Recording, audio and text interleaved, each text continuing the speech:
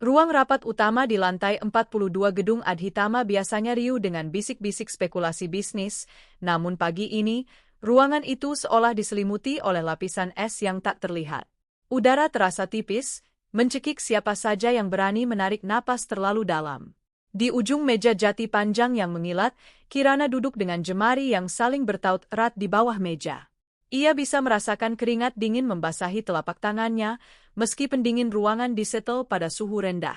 10 tahun.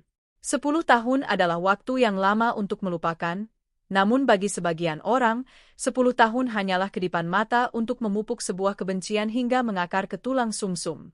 Pintu ganda ruangan itu terbuka dengan dentuman pelan namun tegas. Langkah kaki yang mantap bergema di atas lantai marmer. Kirana tidak perlu menoleh untuk tahu siapa yang datang. Aura dominasi itu, aroma parfum sandalwood yang tajam dan dingin, serta keheningan instan yang menyusul kehadirannya hanya bisa berarti satu hal. Arlan Dirgantara telah tiba. Arlan tidak langsung duduk.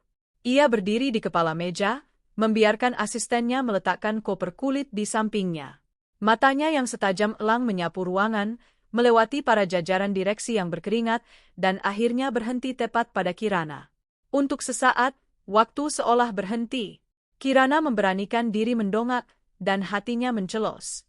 Di sana, di balik setelan jas customade yang sempurna, berdirilah pemuda yang 10 tahun lalu ia lihat bersimpuh di lantai ruang sidang sambil menangis histeris. Namun, Arlan yang sekarang tidak lagi memiliki air mata. Matanya adalah telaga api yang membeku. "Silakan duduk, Tuan Arlan," suara pengacara keluarga Kirana memecah keheningan dengan nada gemetar. Arlan menarik kursi, gerakannya anggun namun penuh ancaman. "Mari kita persingkat drama ini," suaranya berat, bariton yang mengirimkan getaran tidak nyaman ke tulang belakang Kirana. "Saya tidak datang ke sini untuk bernostalgia. Saya di sini untuk mengambil apa yang seharusnya menjadi milik saya sejak lama." Ia melemparkan sebuah dokumen ke tengah meja. Surat akuisisi. Di sana tertera jelas bahwa 70% saham PT Nirwana milik keluarga Kirana telah berpindah tangan ke perusahaan investasi milik Arlan. "Ayahmu," Arlan menjeda, menyebut kata itu seolah-olah itu adalah racun di lidahnya, "telah mengelola perusahaan ini menuju kehancuran, sama seperti dia menghancurkan hidup keluarga saya 10 tahun lalu. Kesaksian palsunya di pengadilan tidak hanya membuat ayah saya dipenjara, tapi juga membunuh ibu saya karena depresi." "Arlan, tolong," suara Kirana nyaris tidak terdengar. Ia ingin mengatakan bahwa ayahnya sudah renta dan sakit-sakitan, bahwa ayahnya juga menyesali banyak hal, tapi kata-kata itu tertahan di tenggorokan. "Jangan panggil nama saya dengan lidah pengkhianat itu, Kirana," desis Arlan. Ia condong ke depan, memperpendek jarak di antara mereka hingga Kirana bisa melihat kilatan dendam yang murni di pupil matanya. 10 tahun lalu, saya bersumpah di depan nisan ibu saya. Saya bersumpah akan kembali untuk melihat kalian merangkak di debu yang sama dengan yang saya telan saat itu." Kirana memejamkan mata. Ingatan tentang masa lalu menghantamnya seperti ombak besar. Ia ingat hari itu di pengadilan.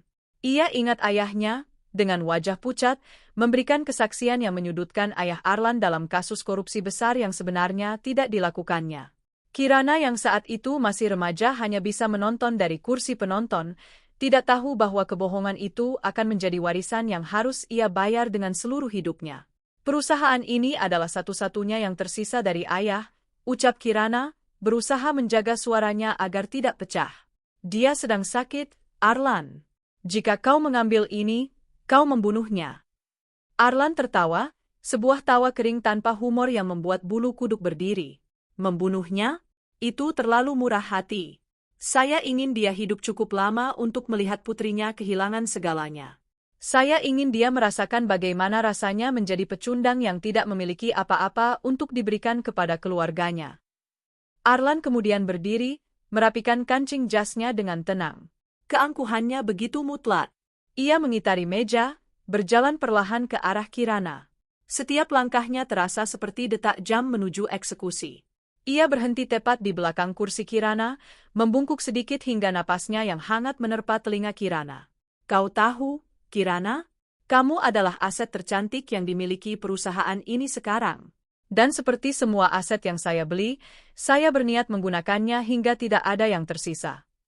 Kirana merinding. Apa maksudmu? Arlan tidak menjawab secara langsung. Ia melangkah menuju jendela besar yang menampilkan pemandangan kota Jakarta yang sibuk. Di bawah sana, orang-orang terlihat seperti semut, kecil dan tak berarti.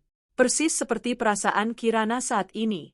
Besok jam 8 pagi, datanglah ke kantor pusat saya. Bukan sebagai pemilik, bukan sebagai putri direktur. Datanglah sebagai seseorang yang berhutang nyawa. Arlan berbalik, menatapnya dengan senyum miring yang kejam. Jika kau terlambat 1 menit saja, aku akan memastikan rumah keluargamu disita oleh bank besok siang. Ibumu yang sakit-sakitan itu, di mana dia akan tidur besok malam? Kirana mengepalkan tinjunya hingga kuku-kukunya memutih. Kau iblis, Arlan. Saya belajar dari yang terbaik, Kirana. Saya belajar dari ayahmu. Arlan berjalan keluar tanpa menoleh lagi. Pintu tertutup dengan dentuman yang sama, meninggalkan Kirana dalam kehampaan yang menyesakkan. Para jajaran direksi mulai berbisik, beberapa memandangnya dengan rasa kasihan, yang lain dengan pandangan menyalahkan. Namun Kirana tidak mendengar apapun. Pikirannya melayang pada debu-debu di ruang sidang 10 tahun lalu. Debu yang kini telah bangkit menjadi badai besar yang siap menelannya bulat-bulat. Ia tahu, mulai besok, hidupnya bukan lagi miliknya. Ia telah menjadi tawanan dalam permainan dendam pria yang dulu pernah menjadi teman masa kecilnya, pria yang kini ia takuti sekaligus ia kasihani karena hatinya yang telah membatu. Kirana bangkit dari kursinya dengan kaki yang lemas. Ia harus pulang, ia harus menyiapkan diri untuk neraka yang akan dimulai besok pagi. Dan jauh di lubuk hatinya, ia bertanya-tanya, apakah masih ada sisa-sisa Arlan yang dulu ia kenal, ataukah dendam telah benar-benar menghanguskan segala sisi kemanusiaan pria itu? Pukul 7.45 waktu Indonesia Barat. Kirana berdiri di depan lobi megah Dirgantara Tower, sebuah pencakar langit kaca yang seolah-olah menusuk langit Jakarta yang kelabu. Bangunan ini adalah personifikasi dari Arlan yang sekarang, tinggi, berkilauan, namun sangat dingin. Kirana menarik napas panjang, mencoba menenangkan debaran jantungnya yang liar. Ia mengenakan kemeja putih sederhana dan rok span hitam, pakaian yang dulu ia anggap sebagai seragam kebanggaan, namun kini terasa seperti kain kafan yang membungkus harga dirinya. Tepat pukul 8, ia melangkah keluar dari lift di lantai paling atas. Pintu terbuka langsung menuju ruang kerja luas yang minimalis. Arlan sudah di sana, duduk di balik meja kerja dari obsidian hitam, membelakangi pintu sambil menatap pemandangan kota. Kau tepat waktu. Suara Arlan memecah keheningan tanpa ia perlu berbalik. Setidaknya kau masih memiliki sedikit rasa hormat pada jam kerja, meski ayahmu tidak pernah mengajarimu rasa hormat pada kebenaran.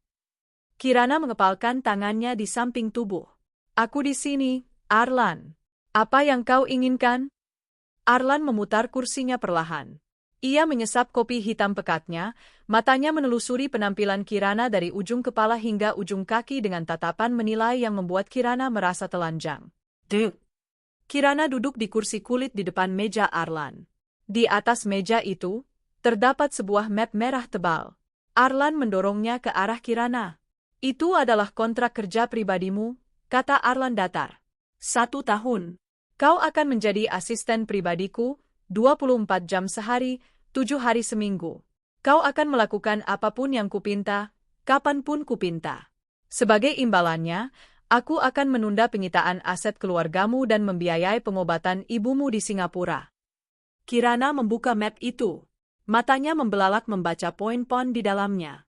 Ini bukan kontrak kerja, ini adalah kontrak perbudakan modern yang dilegalkan. Poin 4, pihak kedua, Kirana, dilarang membantah perintah pihak ke-1, Arlan, dalam bentuk apapun. Poin 7, pihak kedua wajib tinggal di kediaman yang ditentukan oleh pihak ke-1 untuk memudahkan koordinasi. Tinggal bersamamu, suara Kirana meninggi. Arlan, ini keterlaluan.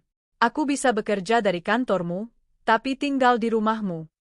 Jangan salah sangka, Kirana, Arlan memotong dengan nada pedas.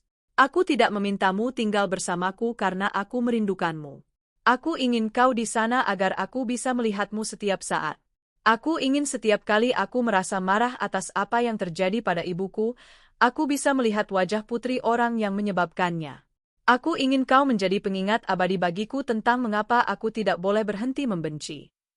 Kirana merasakan perih di dadanya. Kau menghukumku atas dosa yang bukan buatanku. Aku bahkan tidak tahu apa yang ayah lakukan saat itu sampai semuanya terlambat. Ketidaktahuanmu adalah kemewahan yang tidak dimiliki keluargaku. Bentak Arlan, tiba-tiba berdiri dan menggebrak meja.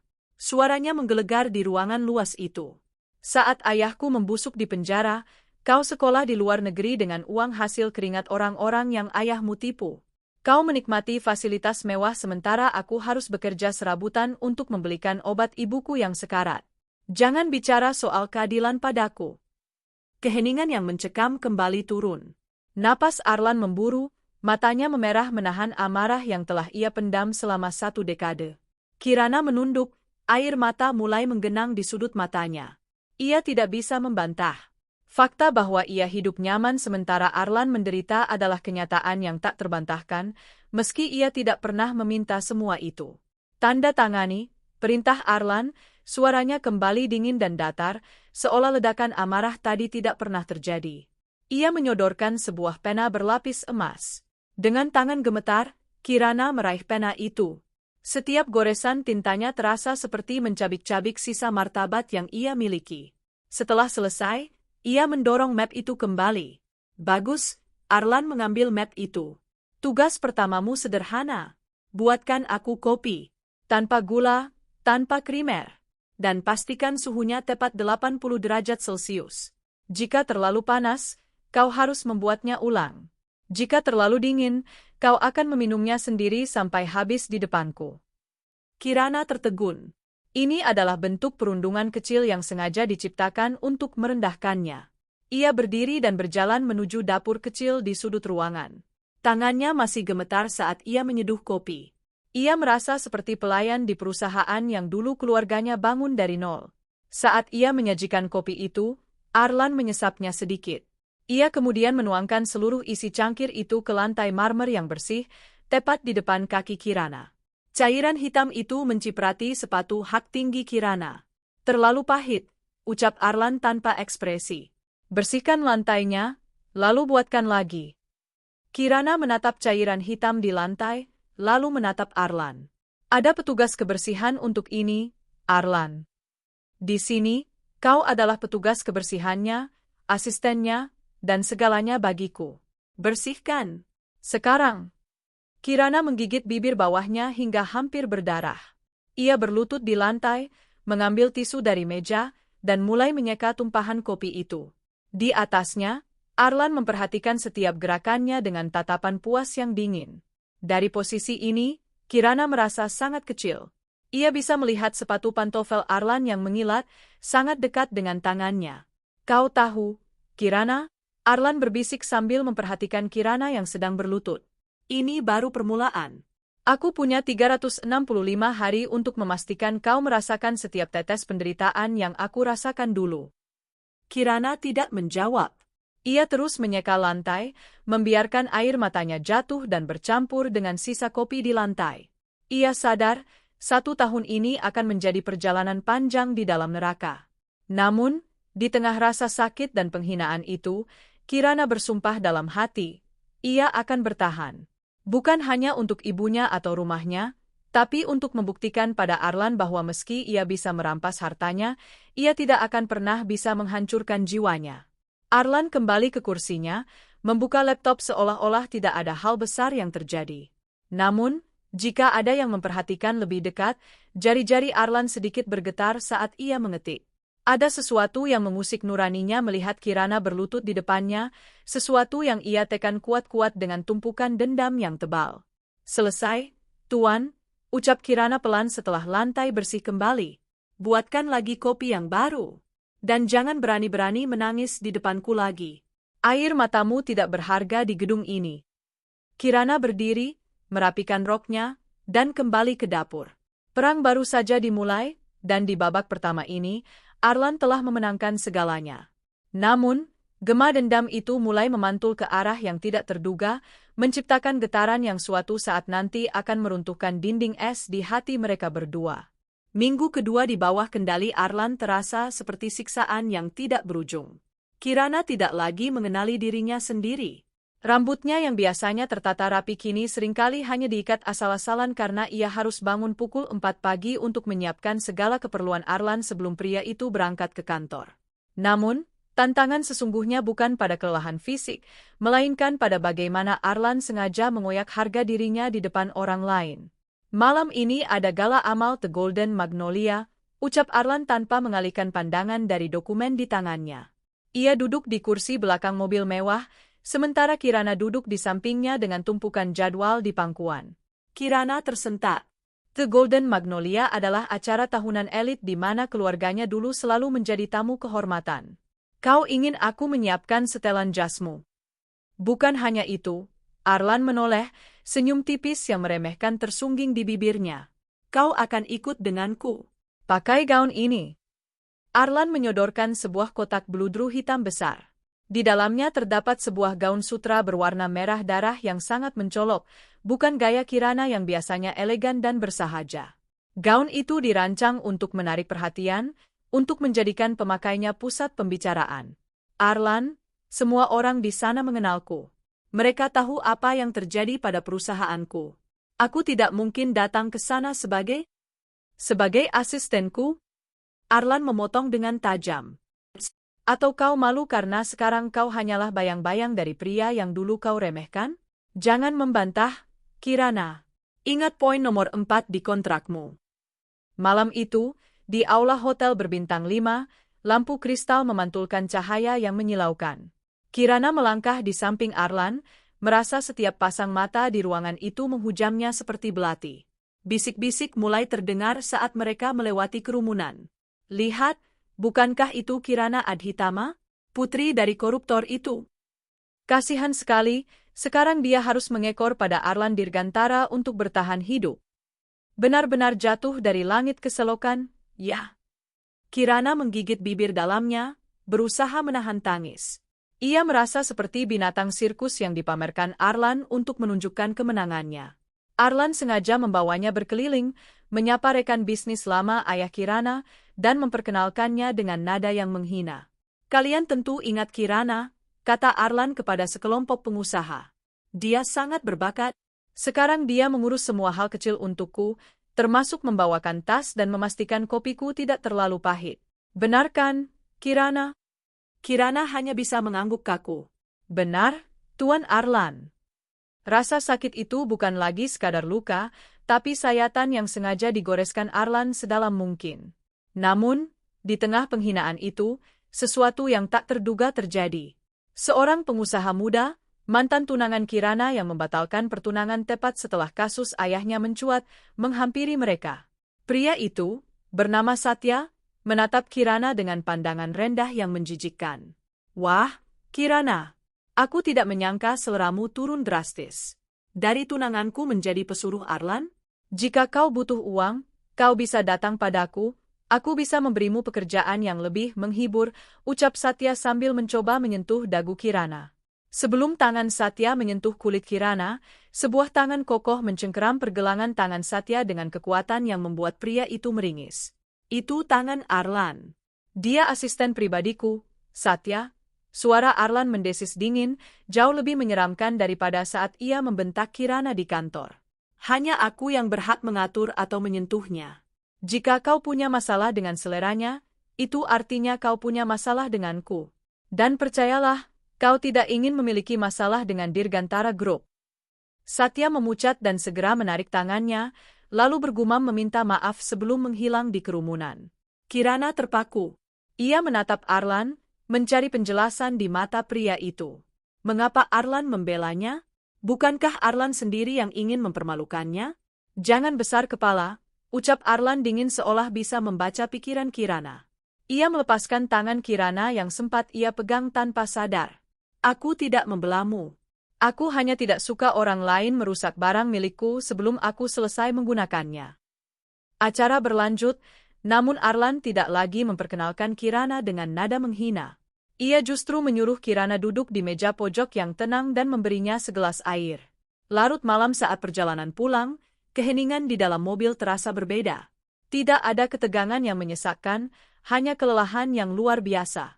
Kirana menyandarkan kepalanya di kaca jendela, menatap lampu-lampu kota yang kabur karena matanya yang berkaca-kaca. Besok, Arlan memecah kesunyian, kita akan pergi ke kantor lama ayahmu. Ada beberapa berkas yang harus kau rapikan secara pribadi di gudang arsip. Aku tidak ingin ada orang lain yang melihatnya. Kenapa aku? Tanya Kirana lemah. Karena hanya kau yang tahu rahasia di balik laci-laci busuk itu, jawab Arlan, namun nada suaranya tidak sekeras biasanya.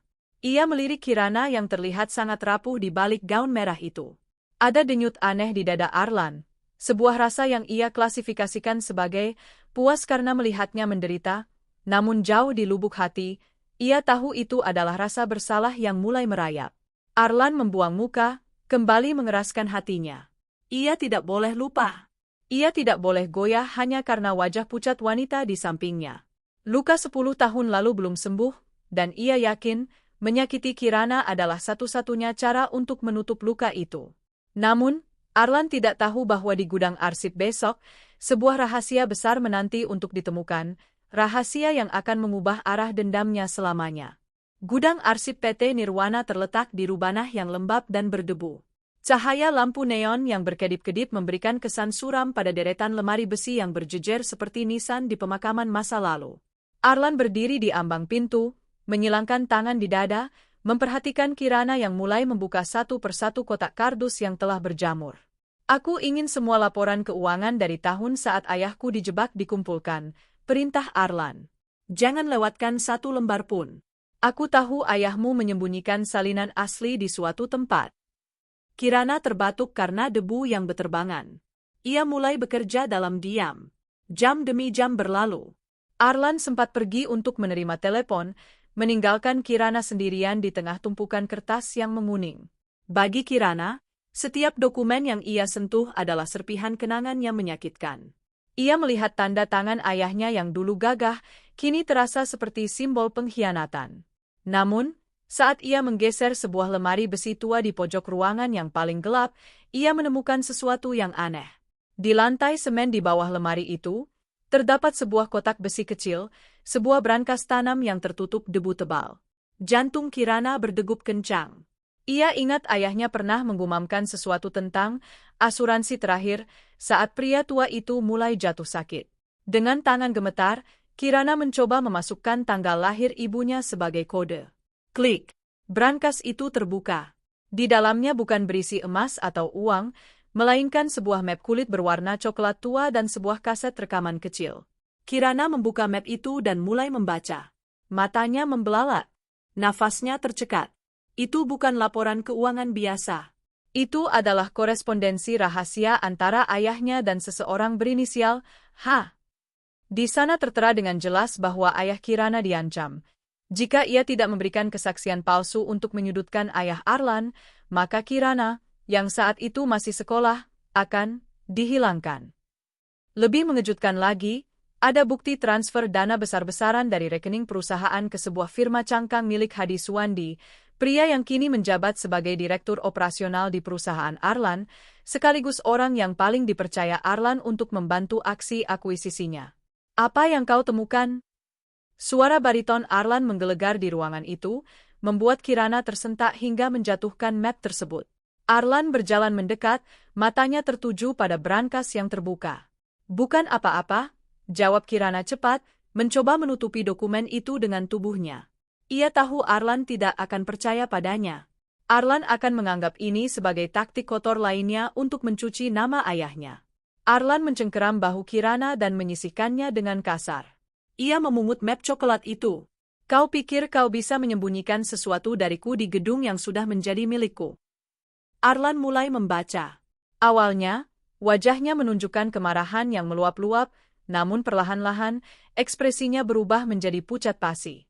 Ia membaca surat ancaman terhadap Kirana muda. Ia melihat bukti aliran dana ke Hadi Suwandi, pria yang selama 10 tahun ini berdiri di sampingnya, menghasutnya, dan membantunya membalas dendam. Ini palsu, desis Arlan, tangannya mulai gemetar. Ayahmu membuat ini untuk melindungi dirinya sendiri jika suatu saat aku kembali. Arlan, lihat tanggalnya. Itu dokumen 10 tahun lalu. Kertasnya, tintanya, Semuanya asli, ujar Kirana dengan suara serak. Ayahku memang bersalah karena dia pengecut, dia memilih mengorbankan ayahmu daripada kehilangan aku. Tapi dia bukan otaknya. Dia juga korban pemerasan. Arlan melempar map itu ke lantai. Aku sudah menyelidiki ini selama bertahun-tahun. Hadi adalah orang yang membantuku bangkit saat aku tidak punya apa-apa. Dia yang menunjukkan padaku semua dosa ayahmu. Tentu saja dia melakukannya, seru Kirana, keberaniannya bangkit. Dengan membuatmu membenci keluargaku, dia bisa menyembunyikan jejaknya sendiri. Dia menggunakan kemarahanmu sebagai tameng, Arlan. Selama ini kau tidak sedang membalas dendam, kau sedang menjadi alat untuk orang yang sebenarnya membunuh ibumu. Diam! Arlan berteriak, suaranya bergema menyakitkan di ruang rubanah itu. Ia melangkah maju, menyudutkan Kirana ke dinding beton yang dingin. Matanya memancarkan badai emosi yang hebat, penolakan, keraguan, dan rasa sakit yang amat dalam. Jika dokumen ini benar, maka 10 tahun hidupnya didasarkan pada kebohongan. Jika ini benar, maka semua kekejaman yang ia lakukan pada Kirana dalam 2 minggu terakhir adalah sebuah kesalahan fatal. Kau berbohong? Bisik Arlan, wajahnya hanya beberapa sentimeter dari wajah Kirana. Suaranya pecah. Katakan padaku kau berbohong, Kirana. Kirana menatap langsung ke mata Arlan. Ia tidak melihat seorang penguasa yang kejam lagi, ia melihat seorang anak laki-laki yang hancur untuk kedua kalinya. Tanpa sadar, Kirana menyentuh lengan Arlan dengan lembut. Aku tidak bohong, Arlan.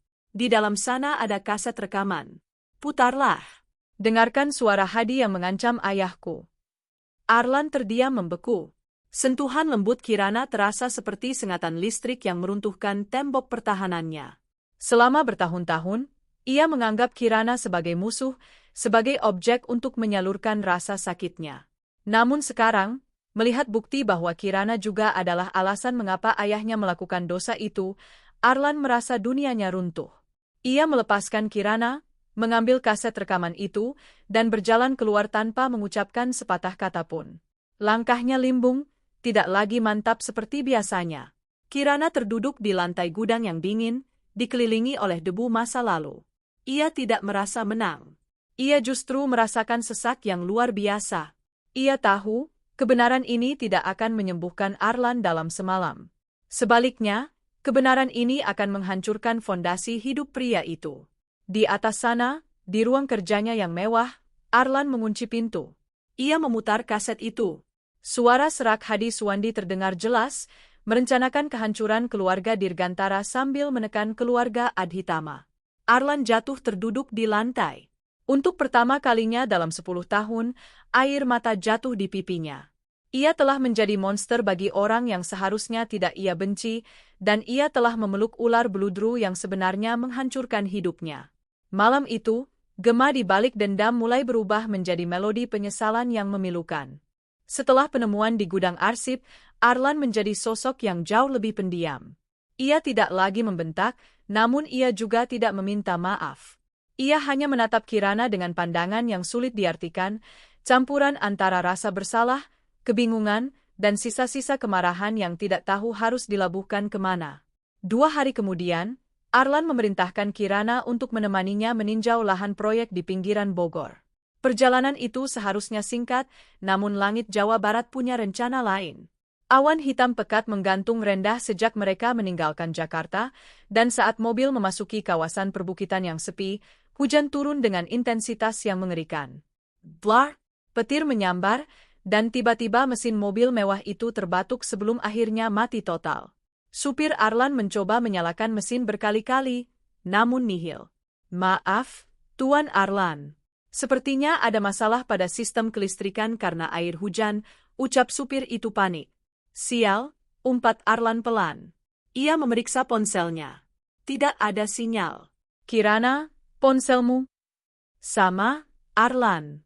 Mati total, jawab Kirana sambil merapatkan jaketnya. Karena posisi mobil yang berbahaya di tanjakan licin, mereka terpaksa keluar mencari tempat berlindung. Di kejauhan, terlihat sebuah gubuk kayu kecil yang biasanya digunakan petani teh untuk berteduh. Dengan menggunakan payung yang nyaris terbang tertiup angin, mereka berlari menuju gubuk itu. Sang supir memutuskan untuk berjalan kaki kembali ke arah pos penjaga yang berjarak 2 kilometer untuk mencari bantuan, meninggalkan Arlan dan Kirana berdua di gubuk sempit itu. Udara dingin pegunungan menusuk hingga ke tulang. Kirana menggigil hebat, kemeja tipisnya basah kuyup di bagian lengan dan bahu.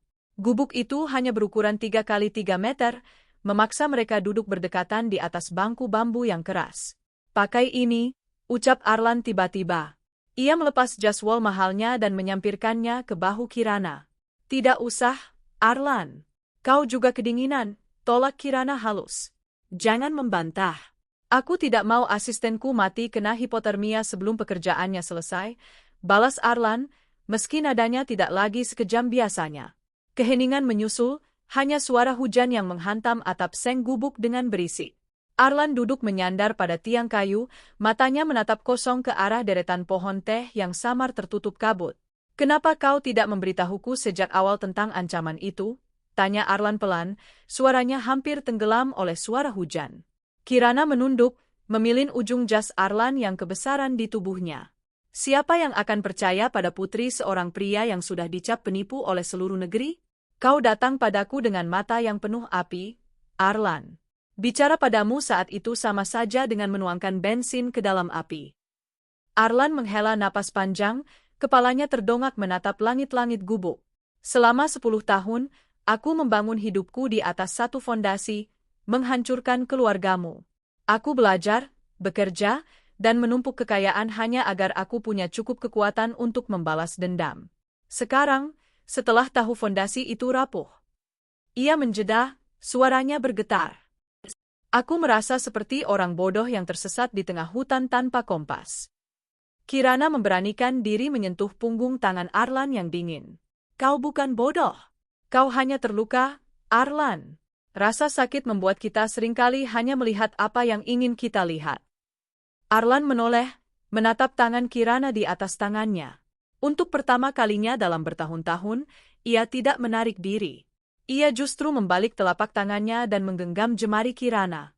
Genggamannya erat, seolah-olah Kirana adalah satu-satunya hal nyata yang tersisa di dunianya yang sedang runtuh. "Aku sangat membencimu, Kirana," bisik Arlan, wajahnya perlahan mendekat ke wajah Kirana. "Aku membencimu karena kau tetap terlihat baik saat aku mencoba menjadi jahat. Aku membencimu karena kau mengingatkanku pada masa kecil kita sebelum semua neraka ini terjadi." Jarak di antara mereka terkikis. Di bawah guyuran hujan yang mengisolasi mereka dari dunia, amarah itu perlahan memuai, digantikan oleh kerinduan yang purba. Arlan bisa mencium aroma hujan dan sisa parfum lavender dari rambut Kirana. Desah Kirana. "Maafkan aku," ucap Arlan tepat di depan bibir Kirana. Itu adalah kata-kata yang paling sulit ia ucapkan seumur hidupnya. "Maaf karena telah menjadi monster bagimu." Arlan tidak menunggu jawaban. Ia mencium Kirana, sebuah ciuman yang penuh dengan keputusasaan, rasa bersalah, dan kejujuran yang menyakitkan. Bukan ciuman penakluk, melainkan ciuman seorang pria yang sedang tenggelam dan mencoba mencari pegangan. Kirana, meski otaknya meneriakkan peringatan, tidak bisa menolak. Ia membalas ciuman itu, membiarkan rasa hangat menjalar di tengah dinginnya badai. Beberapa menit berlalu seolah waktu berhenti berputar. Saat mereka melepaskan tautan, keduanya terengah-engah. Arlan menyandarkan dahinya di dahi Kirana, napas mereka berbaur. "Hujan ini tidak akan segera berhenti," bisik Arlan. "Mungkin itu hal yang baik," jawab Kirana pelan. "Setidaknya di sini, tidak ada Dirgantara Group, tidak ada dendam, dan tidak ada masa lalu. Hanya kita."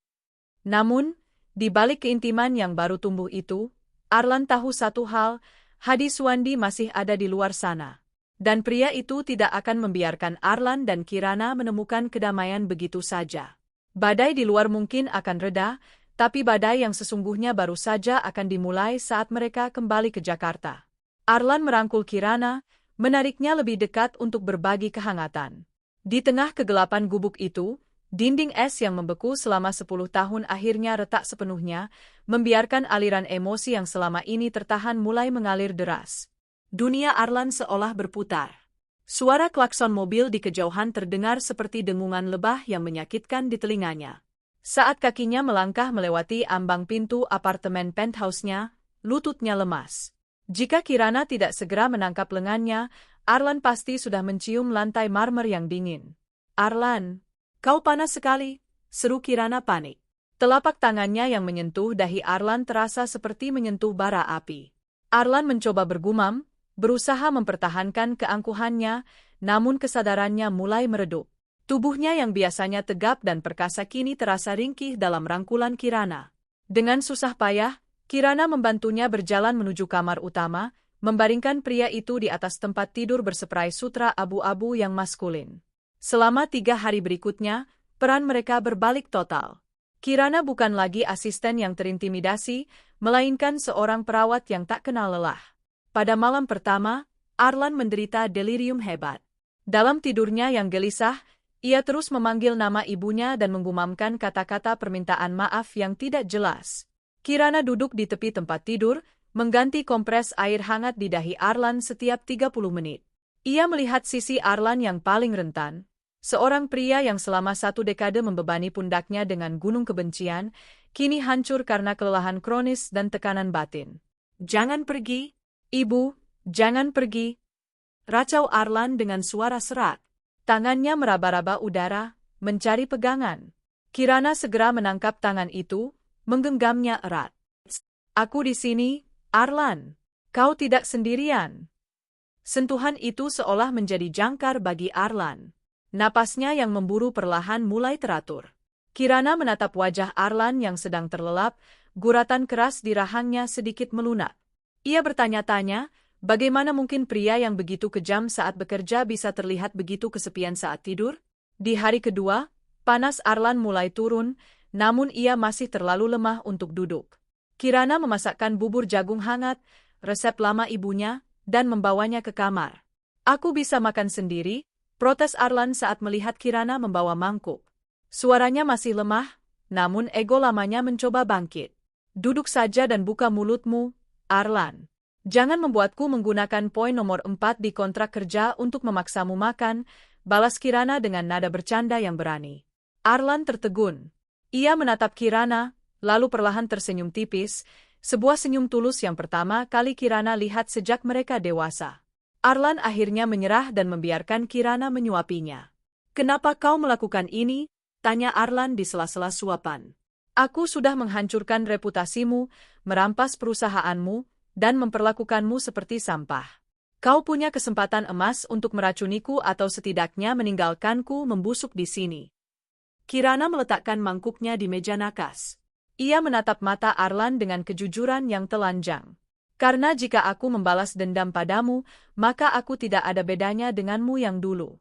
Lagi pula, Arlan, aku tahu pria yang ada di depanku sekarang bukan monster yang aku temui di ruang rapat itu. Monster itu diciptakan oleh rasa sakit, tapi pria ini hanya butuh diingatkan bagaimana rasanya dipedulikan. Kata-kata itu menghujam jantung Arlan lebih dalam daripada belati manapun. Selama ini, ia menganggap ketulusan sebagai kelemahan. Namun sekarang, ia melihat bahwa ketulusan Kirana adalah kekuatan yang mampu meruntuhkan kebencian yang ia pelihara selama 10 tahun. Pada hari ketiga, Arlan sudah bisa duduk di balkon, menikmati udara sore. Kirana sedang sibuk merapikan berkas di ruang kerja Arlan ketika pria itu memanggilnya. Kirana, kemarilah.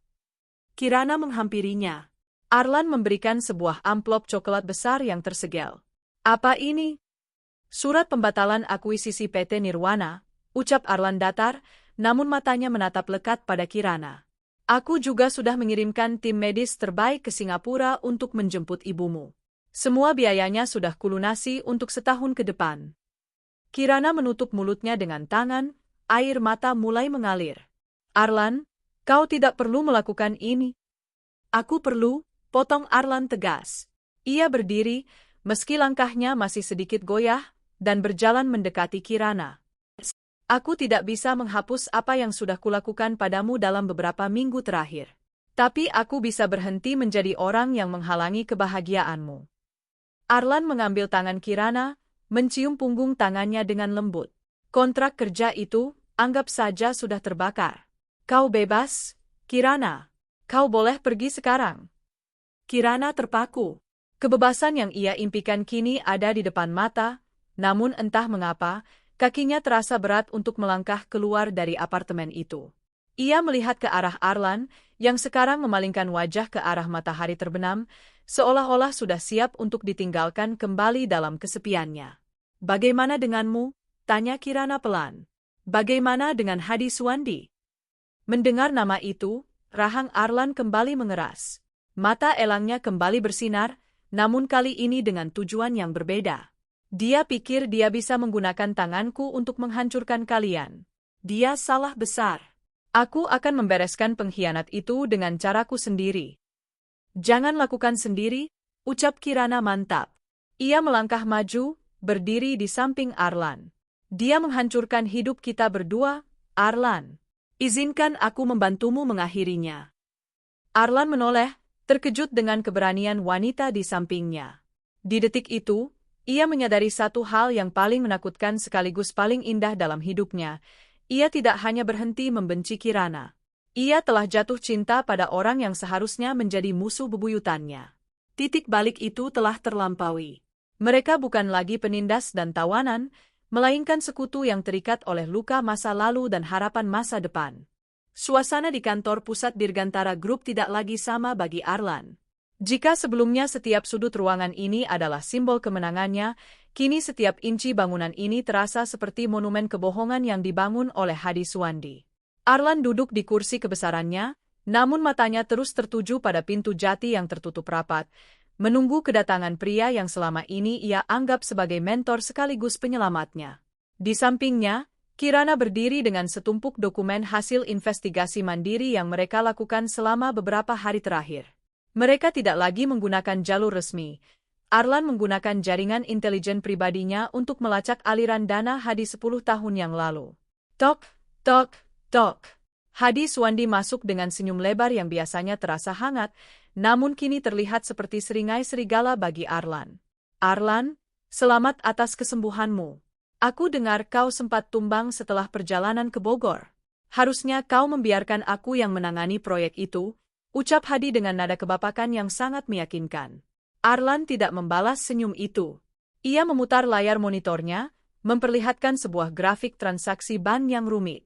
"Hadi, aku sedang merapikan arsip lama PT Nirwana.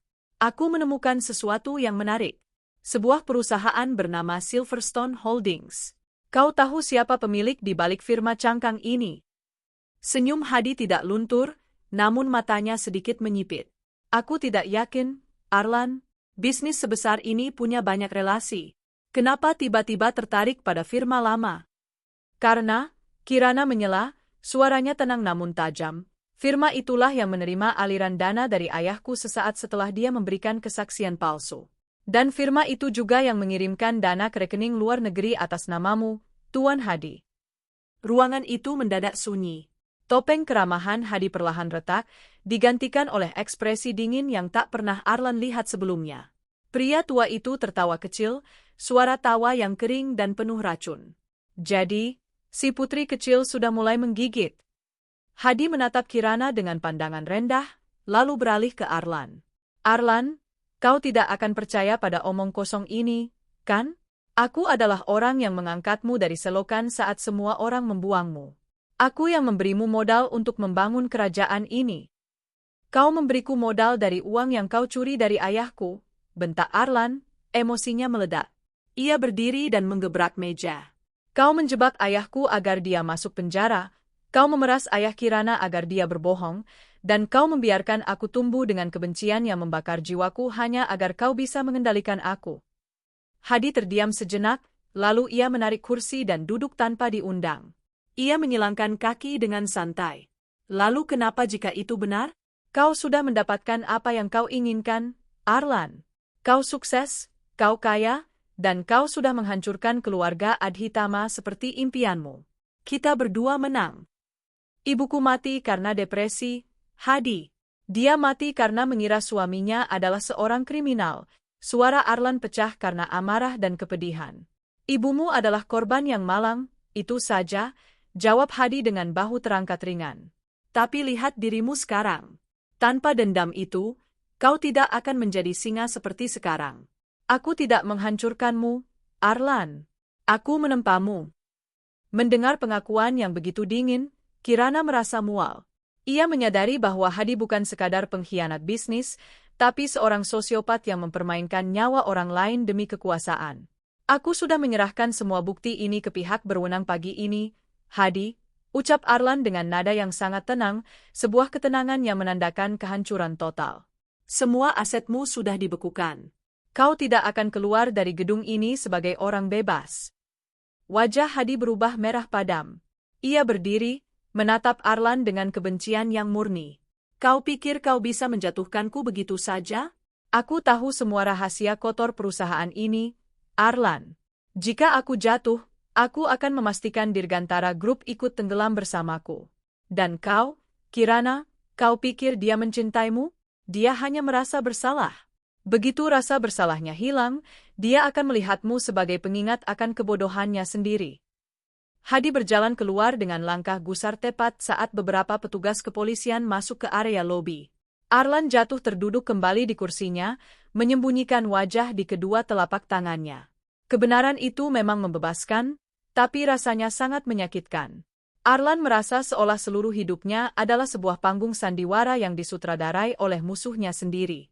Semua kerja kerasnya, semua air matanya, semuanya didorong oleh kebohongan. Kirana berjalan mendekat dan berdiri di belakang Arlan, meletakkan tangannya di bahu pria itu. Arlan menarik tangan Kirana ke dadanya, menggenggamnya seolah itu adalah satu-satunya hal yang nyata. Dia benar, Kirana, bisik Arlan lirih. Setiap kali aku melihatmu, aku ingat betapa jahatnya aku padamu. Bagaimana mungkin aku bisa mencintaimu tanpa rasa bersalah yang terus menghantuiku? Maka biarkan rasa bersalah itu ada, Arlan, jawab Kirana pelan. Jangan melawannya. Gunakan itu untuk menjadi pria yang lebih baik. Kita tidak bisa menghapus masa lalu, tapi kita bisa memastikan masa lalu tidak lagi mendikte siapa kita hari ini. Arlan berbalik dan memeluk pinggang Kirana, menyandarkan kepalanya di perut wanita itu. Di ruangan mewah yang sekarang terasa sunyi itu, mereka berdua berbagi beban kebenaran yang berat.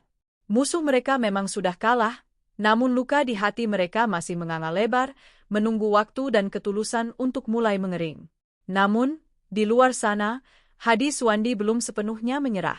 Sebelum Borgol mengunci tangannya, ia sempat mengirimkan sebuah pesan singkat kepada seseorang. Sebuah ancaman terakhir untuk menghancurkan kebahagiaan yang baru saja mulai tumbuh di antara Arlan dan Kirana.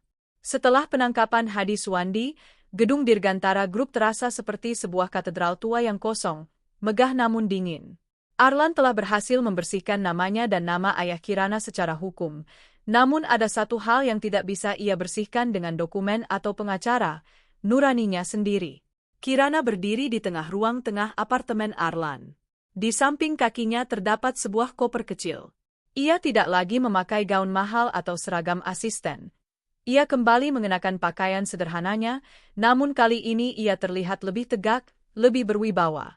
Kau benar-benar akan pergi? Tanya Arlan. Ia berdiri di dekat jendela, bayangannya memanjang di lantai. Suaranya terdengar serak, seperti seseorang yang sudah berhari-hari tidak tidur. Masa kontrakku sudah selesai, Arlan. Secara hukum, secara moral, dan secara batin, jawab Kirana pelan. Ibuku sudah kembali ke rumah dan kondisinya membaik. Perusahaan ayahku juga sudah mulai stabil di bawah manajemen baru yang kau tunjuk. Tidak ada lagi alasan bagiku untuk tetap di sini. Arlan berbalik, menatap Kirana dengan tatapan yang hancur. Aku bisa memberimu posisi apapun yang kau mau. Direktur, konsultan apapun, asal kau tetap di sisiku. Kirana tersenyum sedih. Itu masalahnya, Arlan. Setiap kali kau menatapku, kau mencoba menebus kesalahanmu dengan materi. Dan setiap kali aku menatapmu, aku teringat pada ruang sidang, pada lantai yang harus kusapu dengan air mata, dan pada gubuk di tengah hujan itu. Kita terlalu banyak membawa luka. Aku butuh ruang untuk bernapas tanpa bayang-bayangmu. Aku mencintaimu, Kirana, ucap Arlan tiba-tiba. Kata-kata itu meluncur begitu saja, jujur dan tanpa perlindungan. Aku tahu ini terdengar gila setelah semua yang kulakukan, tapi aku mencintaimu lebih dari aku membenci ayahmu dulu. Kirana terdiam. Jantungnya berdenyut nyeri. Mungkin kau mencintaiku. Tapi apakah kau mencintaiku karena memang itu aku, atau karena kau ingin menghapus rasa bersalahmu? Aku tidak ingin menjadi proyek penebusan dosamu, Arlan. Kirana menarik kopernya dan berjalan menuju pintu. Sebelum keluar, ia berhenti sejenak tanpa menoleh. Jangan mencariku untuk sementara waktu. Jika kita memang ditakdirkan bersama, kita akan bertemu sebagai dua orang yang sudah sembuh, bukan dua orang yang saling membutuhkan untuk menambal lubang di hati masing-masing. Pintu tertutup dengan bunyi klik yang final. Arlan merasa seolah oksigen di ruangan itu ikut pergi bersama Kirana. Minggu-minggu berikutnya adalah neraka baru bagi Arlan. Ia tenggelam dalam pekerjaan, namun setiap sudut kantornya mengingatkannya pada Kirana. Ia melihat meja asisten yang kini diisi oleh orang baru, namun ia tidak pernah memesan kopi lagi. Ia takut rasanya akan terlalu pahit atau justru terlalu manis hingga membuatnya merana. Arlan mulai melakukan hal-hal yang tidak pernah ia lakukan sebelumnya. Ia mengunjungi makam ayahnya dan makam ibu Arlan lebih sering. Ia juga secara diam-diam mengirimkan bantuan kepada panti asuhan dan keluarga-keluarga yang dulu pernah menjadi korban kelicikan Hadi Suwandi. Ia mencoba belajar menjadi manusia yang utuh, pria yang ayahnya inginkan sebelum dendam mengubahnya menjadi batu. Namun, ia tetap tidak bisa melupakan Kirana. Ia tahu Kirana kembali ke kota kecil tempat ibunya tinggal, bekerja di sebuah perpustakaan umum yang tenang. Arlan tahu karena ia memiliki semua sumber daya untuk melacaknya, namun ia menahan diri. Ia menghormati permintaan Kirana untuk diberi ruang. Sampai suatu hari, Arlan menerima sebuah surat dari penjara. Surat dari Hadi Suwandi. Kau pikir kau sudah menang, Arlan? Kau memang menghancurkanku, tapi kau juga kehilangan wanita itu. Itu adalah balas dendam terakhirku. Aku tidak perlu membunuhmu untuk membuatmu menderita. Aku hanya perlu membiarkanmu hidup dengan penyesalan bahwa kau telah membuang satu-satunya orang yang tulus mencintaimu. Arlan meremas surat itu hingga hancur. Ia menyadari bahwa dengan tetap diam dan tenggelam dalam rasa bersalah, ia membiarkan Hadi menang. Ia tidak boleh hanya menunggu kesembuhan, ia harus memperjuangkannya. Ia tidak akan datang sebagai bos yang angkuh. Ia tidak akan datang dengan cek kosong atau tawaran pekerjaan. Ia akan datang sebagai Arlan, pria yang terluka, yang ingin meminta maaf secara tulus, tanpa mengharapkan apapun selain kesempatan untuk dimaafkan. Arlan mengambil kunci mobilnya. Ia tahu perjalanannya akan panjang, dan mungkin Kirana akan menutup pintu tepat di wajahnya. Namun, untuk pertama kalinya dalam hidupnya, Arlan tidak takut pada penolakan. Ia hanya takut pada hidup yang dilewati tanpa pernah mencoba memperbaiki apa yang telah ia rusak. Kota kecil di pesisir Jawa Tengah itu menyambut Arlan dengan aroma garam dan udara yang jauh lebih lambat daripada Jakarta. Tidak ada gedung pencakar langit yang angkuh, hanya deretan pohon kelapa dan rumah-rumah beratap merah yang bersahaja. Arlan menghentikan mobilnya di depan sebuah bangunan tua dengan papan kayu bertuliskan, Perpustakaan Pelita. Ia turun dari mobil, namun kali ini ia tidak mengenakan setelan jas 3 lapis. Ia hanya memakai kemeja flanel sederhana dan celana jeans, berusaha sebisa mungkin untuk melebur, meski aura dominasinya sulit disembunyikan. Di dalam perpustakaan yang tenang, ia melihatnya. Kirana sedang berdiri di atas tangga kayu kecil, menyusun buku-buku di rak paling atas. Sinar matahari sore menembus jendela kaca besar, membungkus sosoknya dengan cahaya keemasan. Ia terlihat jauh lebih damai. Tidak ada lagi gurat kecemasan di wajahnya. Arlan terpaku di ambang pintu, takut jika ia melangkah maju, bayangan indah itu akan buyar. Namun, seorang pria muda dengan kacamata dan senyum ramah tiba-tiba menghampiri Kirana, memegangi tangga agar tidak goyang. Mereka tertawa kecil membicarakan sesuatu. Pria itu tampak begitu akrab, begitu tanpa beban masa lalu. Cemburu adalah api yang hampir membakar hati Arlan, namun ia segera memadamkannya. Ia sadar, ia tidak punya hak untuk cemburu. Kirana, panggil Arlan pelan. Tangga itu sedikit berderit saat Kirana menoleh. Senyumnya membeku. Tangannya yang memegang buku sedikit gemetar. Pria di sampingnya menatap Arlan dengan bingung. Arlan, apa yang kau lakukan di sini? Suara Kirana datar, namun ada getaran emosi yang tertahan. Bisa kita bicara? Sebentar saja, mohon Arlan. Mereka akhirnya duduk di sebuah bangku semen di bawah pohon beringin besar di depan perpustakaan. Pria berkacamata tadi, yang ternyata adalah kepala perpustakaan bernama Bayu, mengamati dari kejauhan dengan tatapan protektif. Aku sudah memintamu untuk tidak mencariku, Arlan, ucap Kirana sambil menatap dedaunan yang gugur. Aku tahu. Dan aku minta maaf karena melanggar permintaan itu. Tapi aku tidak datang untuk memintamu kembali bekerja atau memberimu apapun. Arlan menjeda, menatap telapak tangannya sendiri yang kini terasa kosong. Aku datang untuk memberitahumu bahwa Hadi sudah dijatuhi hukuman. Dan aku sudah menyerahkan posisi CEO kepada Dewan Direksi. Aku mengambil cuti panjang yang tidak terbatas.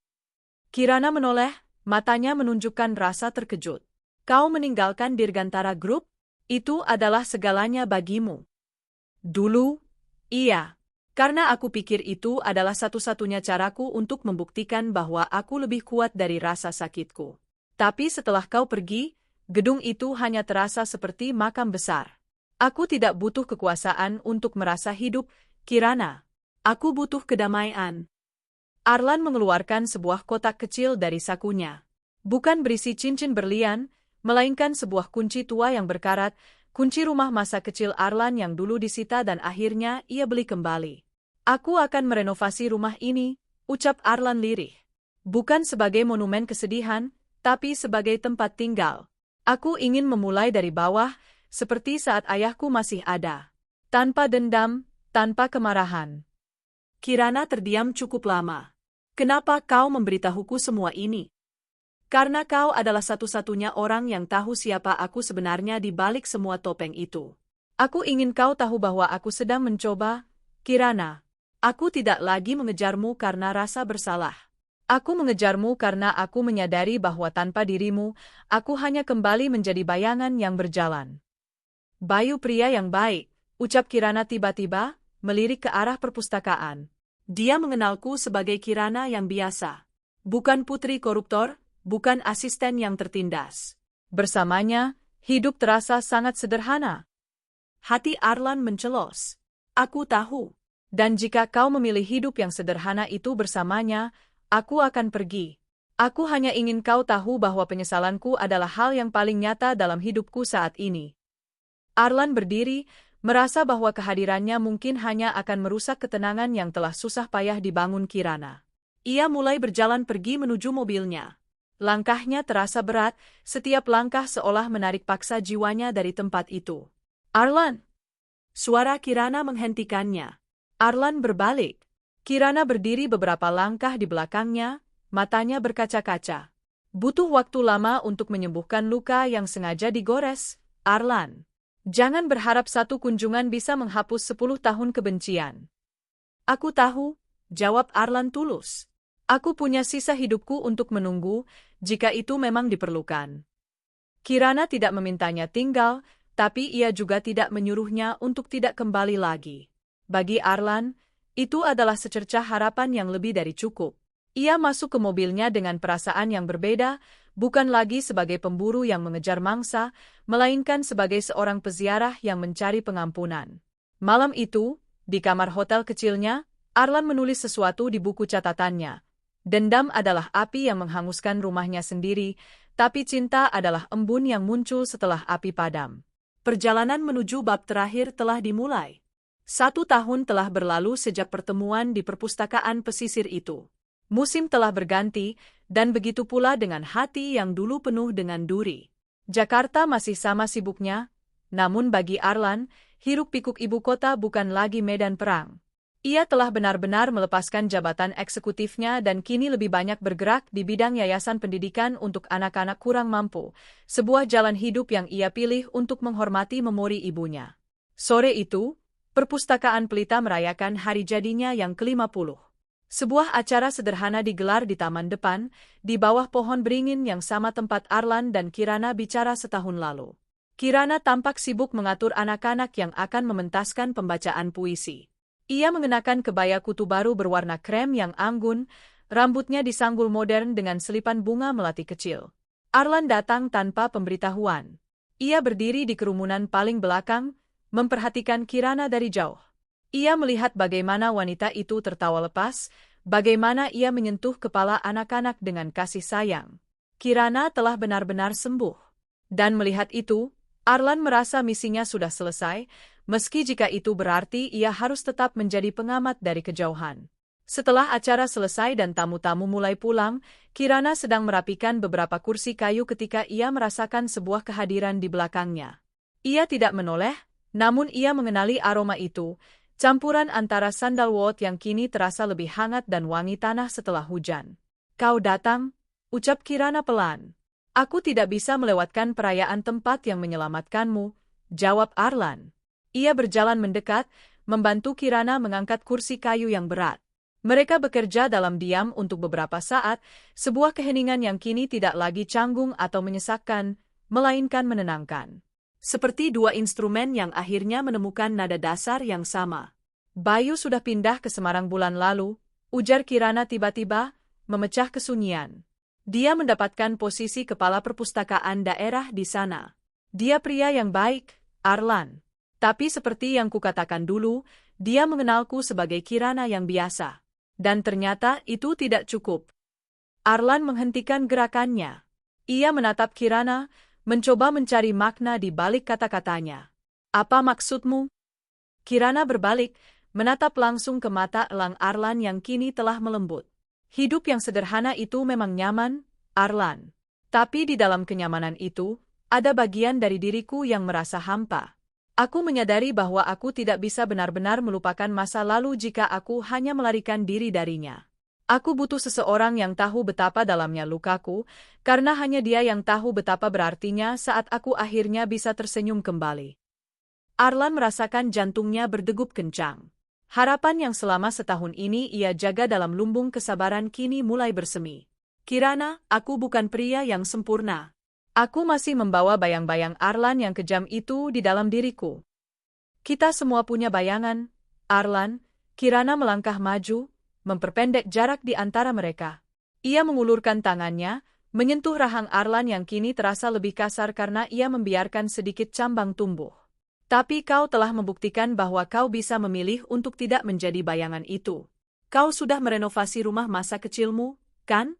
Aku dengar kau membangun perpustakaan kecil di sana." Arlan tersenyum, sebuah senyum yang mencapai matanya. Hanya sebuah ruangan kecil dengan buku-buku lama. Tapi ruangan itu terasa kosong karena tidak ada yang mengaturnya dengan benar. Tidak ada yang tahu bagaimana membuat buku-buku itu terasa hidup. Kirana tertawa kecil, suara yang bagi Arlan adalah melodi terindah yang pernah ia dengar. "Apakah itu tawaran pekerjaan, Tuan Dirgantara?" "Bukan." Arlan meraih tangan Kirana, menggenggamnya dengan lembut namun pasti. "Itu adalah sebuah permohonan. Untuk pulang. Bukan sebagai asisten, bukan sebagai penebus dosa. Tapi sebagai seseorang yang ingin aku ajak berbagi matahari terbenam setiap hari, selama sisa hidupku." Di bawah langit senja yang berubah warna menjadi jingga dan ungu, Arlan menarik Kirana ke dalam pelukannya. Tidak ada lagi kontrak, tidak ada lagi hutang budi, dan tidak ada lagi dendam. Gema masa lalu yang dulu menyakitkan kini telah bertransformasi menjadi nada-nada cinta yang tenang dan dewasa. "Mari kita pulang, Arlan," bisik Kirana di dada pria itu. "Mari kita mulai dari awal," jawab Arlan. Mereka berjalan meninggalkan taman itu, tangan mereka bertautan erat. Di belakang mereka, pohon beringin tua itu berdiri tegak, menjadi saksi bahwa luka yang paling dalam sekalipun bisa disembuhkan oleh waktu, dan dendam yang paling hitam bisa luluh oleh ketulusan yang tak pernah menyerah. Kisah mereka bukan lagi tentang apa yang telah hilang, melainkan tentang apa yang telah mereka temukan di tengah runtuhan masa lalu, sebuah cinta yang lahir dari abu, yang kini bersinar lebih terang dari sebelumnya. Tamat.